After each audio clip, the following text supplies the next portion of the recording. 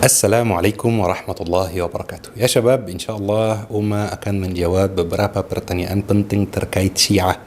Kenapa kira-kira Syiah membenci sahabat Rasulullah sallallahu alaihi wasallam, membenci Abu Bakar As-Siddiq, membenci Umar bin Khattab, dan yang lebih aneh lagi, kenapa Syiah membenci istri Rasulullah sallallahu alaihi wasallam, As-Sayyidah Aisyah, istri serumah dengan Rasulullah. Rasulullah telah memilihnya sebagai istri. Kenapa mereka benci dengan Sayyidah Aisyah? Apa alasannya? Kira-kira ada nggak alasan yang masuk akal dari narasi Syiah? InsyaAllah kita akan membahas dan Uma akan menjawab semua pertanyaan ini dalam kajian sejarah. تعلمت عنك الكثير فأرجو استقام الخطى والمسير. Sebelum kita membahas apapun tentang Syiah, kita harus ketahui dulu bahwa Syiah itu bukan satu kelompok. Tidak ada satu kelompok gitu yang namanya Syiah. Syiah itu puluhan kelompok, bahkan ratusan kelompok. Banyak kelompok di Syiah. Maka kita harus tentukan dulu, kita ini membahas Syiah yang mana. Syiah itu banyak kelompok. Ada beberapa dari Syiah yang ajarannya sangat jauh dengan ajaran kita Ahlul Sunnah wal Jamaah, dan ada beberapa kelompok dari Syiah yang ajarannya dekat dengan Ahlul Sunnah wal Jamaah. Maka kita harus tentukan kita ini bahas Syiah yang mana. Secara umum ada 3 kelompok Syiah yang paling terkenal di dunia, ya.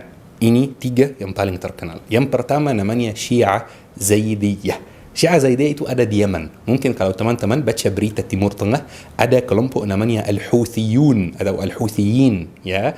Ini Syiah Zaidiyah. Kelompok Al-Houthiyin ini manhajnya atau agamanya Syiah Zaidiyah. Dan ini kelompok Syiah yang bisa dibilang paling dekat ajarannya dengan Ahlul Sunnah wal Jamaah, karena mereka tidak membenci sahabat Nabi Muhammad sallallahu alaihi wasallam, dan mereka tidak membenci istri Nabi Muhammad sallallahu alaihi wasallam, As-Sayyidah Aisyah. Tetapi mereka minoritas, teman-teman. Tidak sampai 1% dari jumlah Syiah yang ada di dunia. Ini kelompok yang pertama, dan bukan ini yang kita akan bahas hari ini. Ada kelompok yang kedua, namanya Syiah Ismailiyah. Dan ini Uma sudah bahas di kajian sejarah yang lain. Ini kelompok Syiah yang paling jauh ajarannya dari ajaran Ahlul Sunnah wal Jamaah, dari ajaran Islam.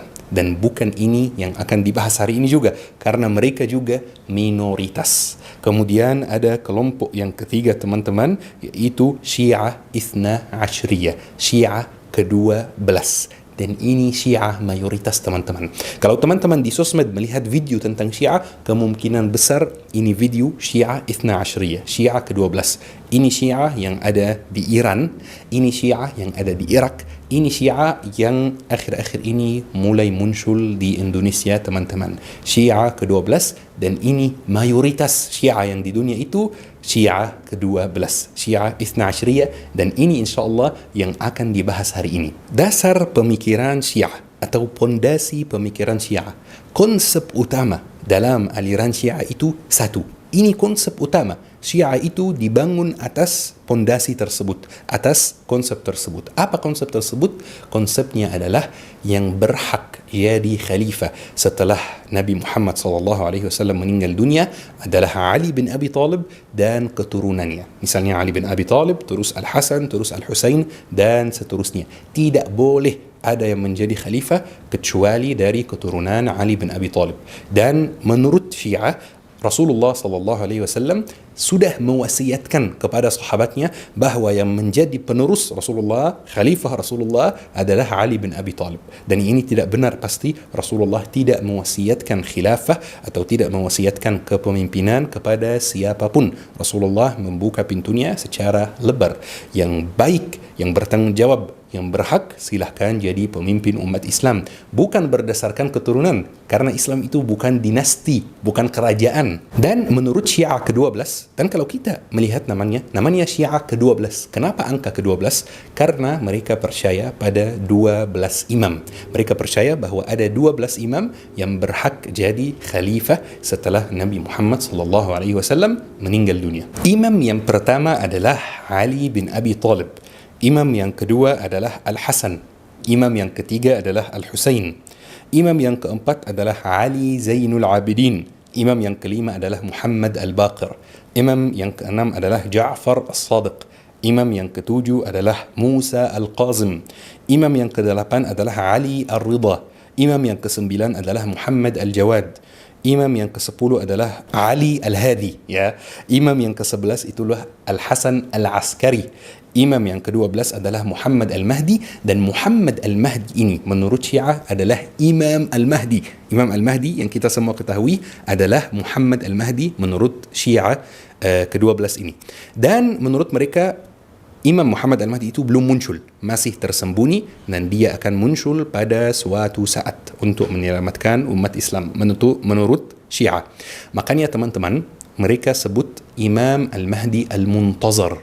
Teman-teman jangan pakai istilah Al-Muntazar itu. Al-Muntazar itu artinya yang ditunggu-tunggu. Kita Ahlus Sunnah wal Jamaah tidak menunggu Imam Al-Mahdi. Kalau Imam Al-Mahdi muncul, alhamdulillah kita bayat kepada Imam Al-Mahdi. Tetapi kita tidak tunggu-tunggu Imam Al-Mahdi, tetapi Syiah menunggu Imam Al-Mahdi, dan setiap perayaan mereka teriak-teriak memanggil Imam Al-Mahdi supaya datang. Makanya kita Ahlus Sunnah wal Jamaah istilah yang kita bisa pakai adalah Imam Al-Mahdi, bukan Al-Mahdi Al-Muntazar. Kata Al-Muntazar itu istilah Syiah. Selain 12 imam itu teman-teman, menurut Syiah tidak boleh ada yang menjadi pemimpin umat Islam.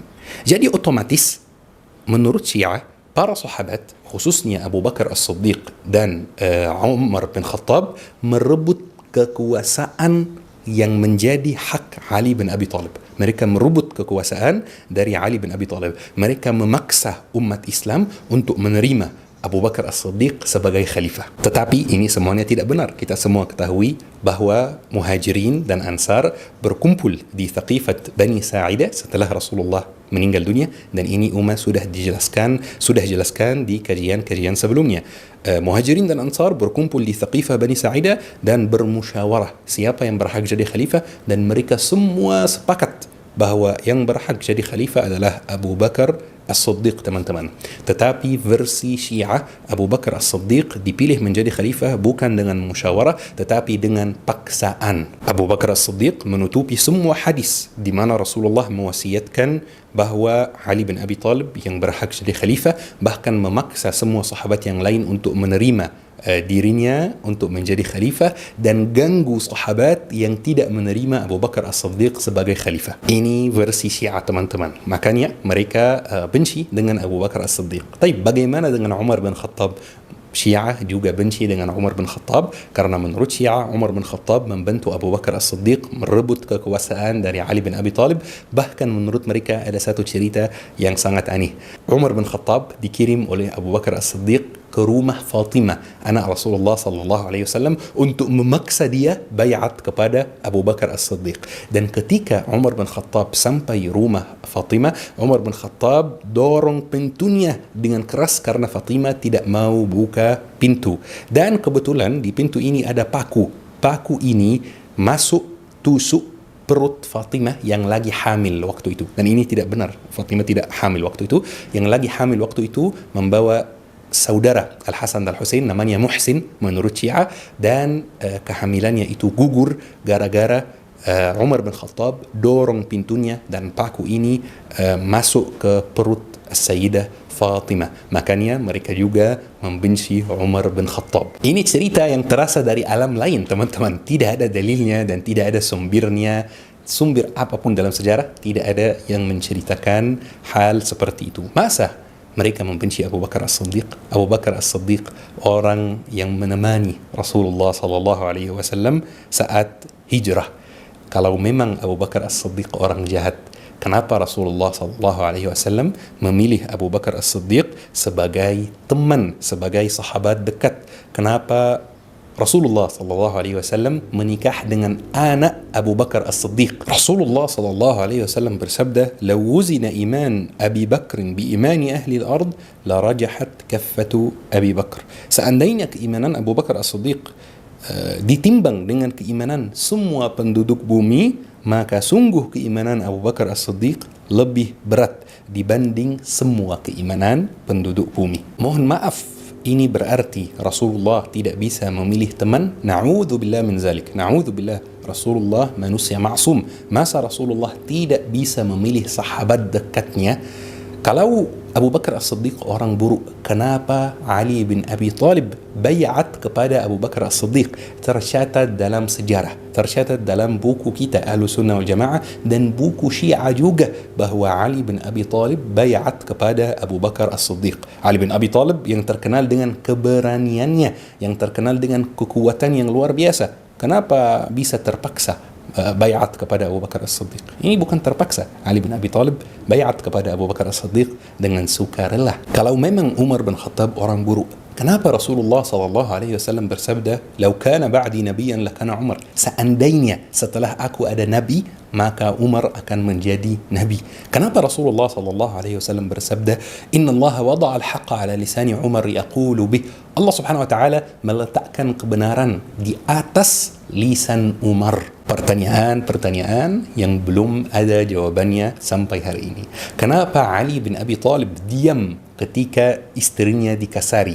Kenapa Ali bin Abi Thalib diam ketika istrinya kehamilannya digugurkan? Kalau memang kehamilannya digugurkan, kalau memang dikasari. Karena tidak pernah dikasari, tidak pernah menggugurkan kehamilannya. Ini semuanya cerita palsu. Kenapa Ali bin Abi Thalib diam? Ali bin Abi Thalib itu sahabat yang terkenal dengan keberanian yang luar biasa, teman-teman. Terkenal dengan kekuatan yang luar biasa. Di salah satu perang, di salah satu ghazwah, umat Islam kelilingi sebuah kastel milik orang Yahudi. Kelilingi kastel tersebut. Kemudian tidak ada yang bisa masuk kastel ini karena pintu kastel ini sangat besar dan sangat berat. Ali bin Abi Thalib pegang pintu kastel ini dan lepas pintu kastel dari tempatnya, angkat pintu kastel itu sendiri, teman-teman. Setelah perangnya selesai, ada 60 orang dari sahabat berusaha untuk pegang pintu kastel ini. 60 orang tidak mampu angkat pintunya. Ali bin Abi Thalib angkat sendiri, teman-teman. Luar biasa, Masya Allah. Sangat kuat, teman-teman.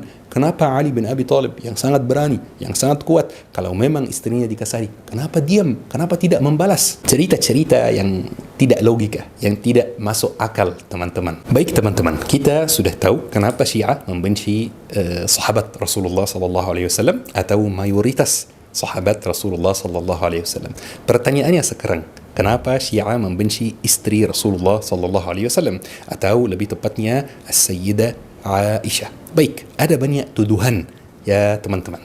Tuduhan yang pertama itu adalah hadisatul ifk, di mana As-Sayyidah Aisyah dituduh berzina. Na'udzubillah min dzalik. As-Sayyidah Aisyah sangat mulia, sangat suci. Tetapi ayo kita bersama-sama memahami ceritanya, biar kalau ada orang yang menuduh istri Rasulullah seperti itu, kita bisa membalas. Biasanya teman-teman, kalau ada perang atau ada safar keluar kota, Rasulullah memilih salah satu istrinya secara random untuk menemaninya di luar kota.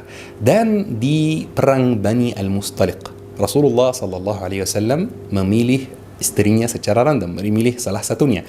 Dan kebetulan yang dipilih adalah As-Sayyidah Aisyah. Maka mereka semua berangkat dan setelah perangnya selesai, mereka balik lagi. Ini rombongan yang sangat besar, teman-teman. Ada makanan, ada minuman, ada banyak unta, ada banyak kuda, ada banyak senjata, dan ada banyak orang juga. Rombongan yang sangat besar. Makanya teman-teman, setiap beberapa jam rombongan tersebut berhenti untuk beristirahat dan kasih minuman kepada unta, kepada kuda yang di sana supaya lebih kuat melanjutkan perjalanannya. Dan dulu teman-teman, kalau ada wanita yang keluar dalam safar seperti ini antara pria-pria, biasanya mereka duduk di atas unta dalam sesuatu yang namanya haudaj. Ya, mungkin bisa editor tambahkan foto haudaj di sini. Itu ibarat box, teman-teman, yang tertutup, yang ditaruh terus diikat di atas unta supaya perempuan, supaya wanita duduk di dalamnya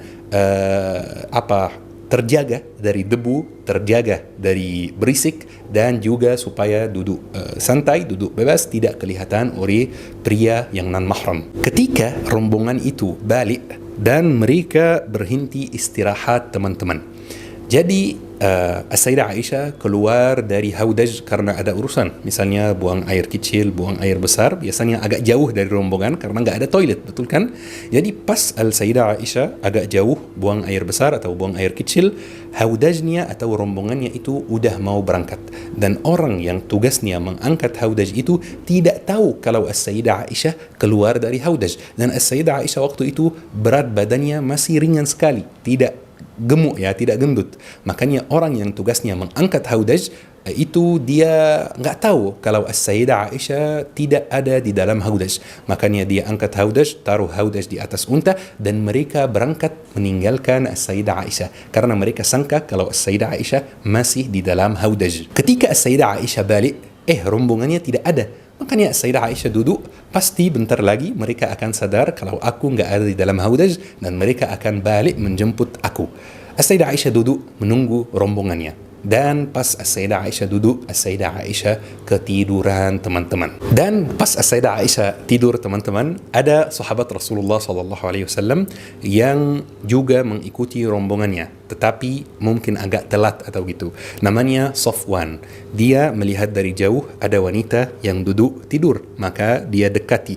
Pas dia dekati, kalau tidur kan melepaskan cadarnya, ya. Pas dia dekati, dia mengucapkan la ilaha illallah, la haula wala quwata illa billah, supaya wanita sadar ada pria yang non-mahram yang mendekati, supaya dia tutupi wajahnya atau pakai jilbabnya seperti ini. Dan ini kebiasaan yang masih ada di negara Arab sampai hari ini. Kalau ada pria yang non-mahram masuk ruangan atau mendekati ruangan di mana ada wanita yang bukan ibunya, bukan adiknya, bukan kakaknya, bukan istrinya, dia mengucapkan la ilaha illallah, astaghfirullah, la haula wala quwata illa billah, supaya mereka dengar suaranya dan mereka langsung pakai jilbab. Jadi Sayyidah Aisyah langsung berdiri, terus naik unta punya Safwan ini, kemudian Safwan hanya memegang tali unta dan jalan depan Sayyidah Aisyah.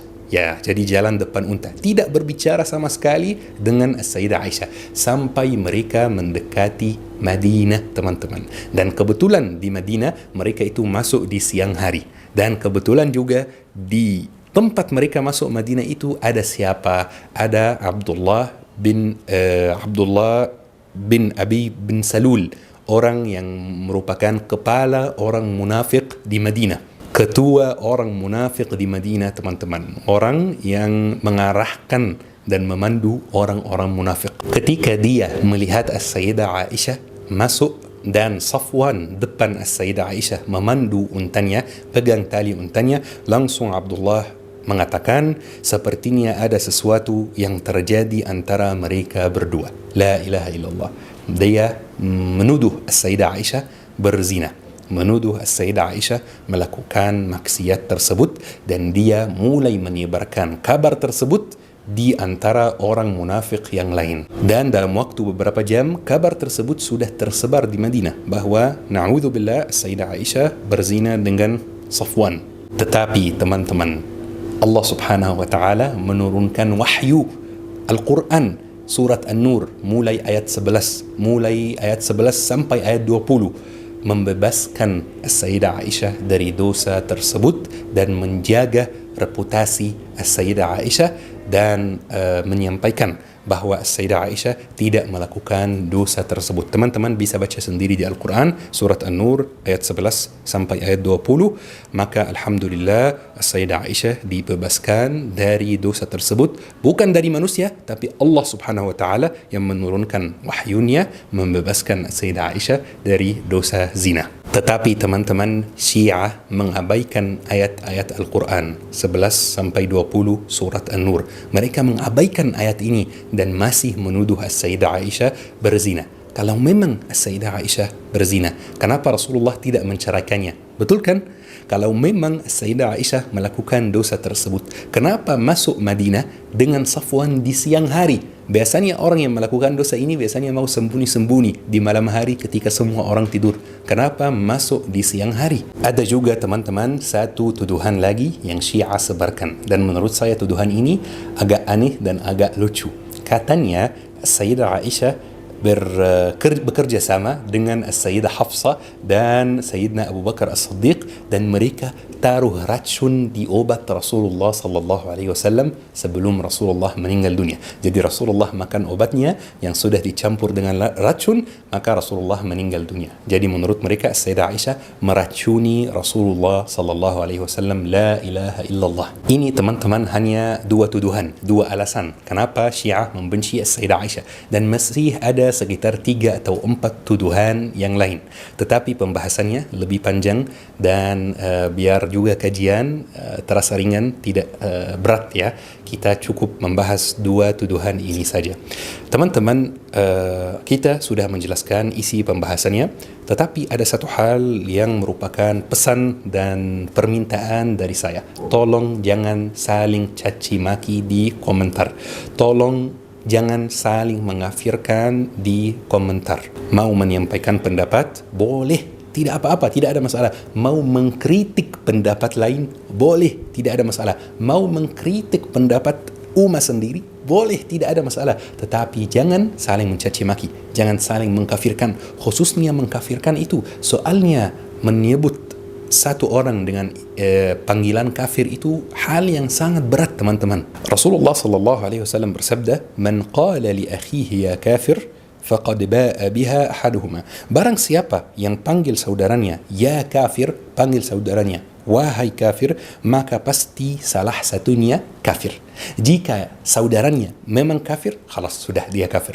Tetapi jika saudaranya ternyata bukan kafir, ternyata itu tuduhan, ternyata tidak benar dia kafir, maka yang panggil itu dialah yang kafir. Ya Allah, teman-teman, sangat bahaya. Kenapa? Karena bisa jadi kita panggil satu orang, kamu kafir, tetapi ternyata dia nggak kafir. Di sisi Allah, di mata Allah, dia nggak kafir. Ternyata kita yang kafir. Kita mengkafirkan diri sendiri dengan hal tersebut. Maka hal tersebut sangat bahaya, teman-teman. Bisa jadi kita sholat, puasa, infak, kita berbuat kebaikan, nanti di akhirat ternyata semua amalan kita ini tertolak karena kita kafir, karena kita memang nggak muslim.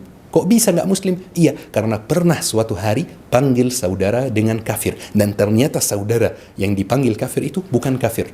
Maka kekafiran itu balik ke kita. Kenapa ada yang mau membahayakan akhiratnya dan sembarangan memanggil orang lain kafir, memanggil kelompok lain kafir? Memang ada beberapa kelompok yang kafir, memang ada beberapa orang yang kafir, tetapi pesan saya, ini bukan tugas antum, teman-teman, bukan tugas antum. Biarkan hal ini kepada ulama. Biarkan ulama yang paham ilmu agama, yang bertanggung jawab atas keputusannya, biarkan mereka yang menentukan, biarkan mereka yang menyampaikan hal ini. Kalau antum paham ilmu agama dan merasa diri sudah cukup dalam soal ilmu agama, ya terserah. Tetapi harus siap bertanggung jawab atas setiap statement yang kita keluarkan, atas setiap pernyataan yang kita keluarkan. Semoga insyaAllah kita bisa menjaga akidah kita, Ahlus Sunnah wal Jamaah. Semoga kita dijauhkan dari akidah-akidah yang menyimpang. Semoga kajian hari ini bermanfaat. Syukran, teman-teman. Ayo kita akhiri dengan doa kafaratul majlis. Subhanakallahumma bihamdik, asyhadu an la ilaha illa anta, astaghfiruka wa atubu ilaik. Syukran. Wassalamualaikum warahmatullahi wabarakatuh.